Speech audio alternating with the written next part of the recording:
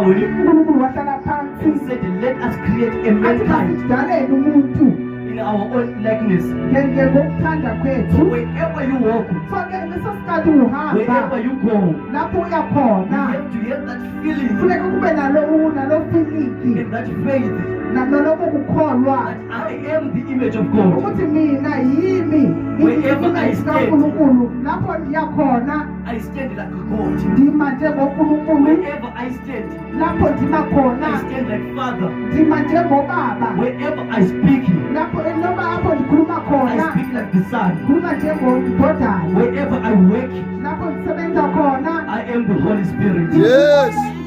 Hallelujah. Yes. Because you are the likeness of the mighty Ngoba living wena God. Yes. uthandiwe So nguNkulunkulu. you have to function in all of these things. ukwazi kusebenza kuzo zonke lezi zinto. Hallelujah. Glory to God. So that you can fulfill the task. ukwazi ukugcwalisa